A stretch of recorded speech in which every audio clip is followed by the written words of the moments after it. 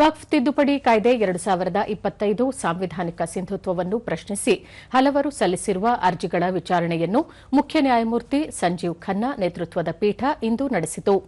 1995ರ ವಕ್ಫ್ ಕಾಯ್ದೆಯಲ್ಲಿ ಇತ್ತೀಚೆಗೆ ಪರಿಚಯಿಸಲಾದ ತಿದ್ದುಪಡಿಗಳ ಸಾಂವಿಧಾನಿಕ ಸಿಂಧುತ್ವವನ್ನು ಪ್ರಶ್ನಿಸಿ ಸುಪ್ರೀಂ ಕೋರ್ಟ್ಗೆ ಹಲವಾರು ಅರ್ಜಿಗಳು ಸಲ್ಲಿಕೆಯಾಗಿವೆ.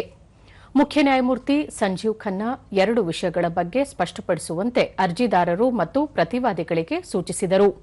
ಈ ಅರ್ಜಿಗಳನ್ನು ಹೈಕೋರ್ಟ್ಗೆ ವರ್ಗಾಯಿಸಬೇಕೇ ಎಂದು ಪ್ರಶ್ನಿಸಿದ ಅವರು, ಅರ್ಜಿದಾರರು ನಿಜವಾಗಿಯೂ ಏನನ್ನು ಒತ್ತಾಯಿಸುತ್ತಿದ್ದೀರಿ ಎನ್ನುವುದನ್ನು ಸಂಕ್ಷಿಪ್ತವಾಗಿ ಸೂಚಿಸುವಂತೆ ತಿಳಿಸಿದರು.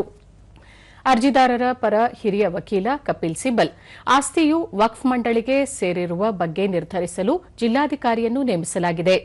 ಜಿಲ್ಲಾಧಿಕಾರಿಗಳು ಸರ್ಕಾರದ ಭಾಗವಾಗಿರುವ ಕಾರಣ ಇದು ಸಂವಿಧಾನ ಬಾಹಿರವಾಗಿದೆ ಎಂದರು.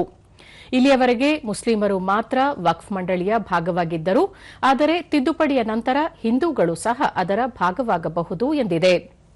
ಇದು ಸಂಸತ್ತಿನ ಶಾಸನದ ಮೂಲಕ ಮೂಲಭೂತ ಹಕ್ಕುಗಳ ನೇರ ದಬ್ಬಾಳಿಕೆಯಾಗಿದೆ ಎಂದು ವಾದಿಸಿದರು. ಅರ್ಜಿದಾರರ ಪರ ಇನ್ನೋರ್ವ ಹಿರಿಯ ವಕೀಲ ಸಿಯು ಸಿಂಗ್ ಅವರು, ದತ್ತಿ ಉದ್ದೇಶಗಳಿಗಾಗಿ ಆಸ್ತಿಯನ್ನು ಮೀಸಲಿಟ್ಟರೆ ಆಸ್ತಿಯು ಧರ್ಮದ ಅಗತ್ಯ ಭಾಗ ಎಂದು ಸಾಬೀತುಪಡಿಸುವ ಅಗತ್ಯವಿಲ್ಲ. ಆದ್ದರಿಂದ ತಿದ್ದುಪಡಿಯ ಕಾನೂನು ಬಾಹಿರ ಎಂದರು.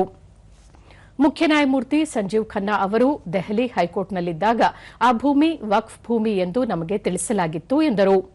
ಕೇಂದ್ರದ ಪರವಾಗಿ ಹಾಜರಾದ ಸಾಲಿಸಿಟರ್ ಜನರಲ್ ತುಷಾರ್ ಮೆಹ್ತಾ, ಜಂಟಿ ಸಂಸದೀಯ ಸಮಿತಿಯು ಈ ಕುರಿತು 38 ಸಭೆಗಳನ್ನು ನಡೆಸಿದೆ.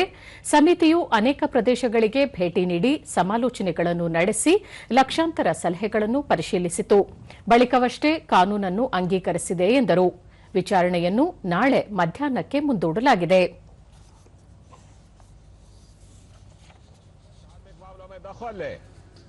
वक्त के बारे कपिल सिब्बल ने शरिया कानून को संवैधानिक व्यवस्था से भी ऊपर रख दिया।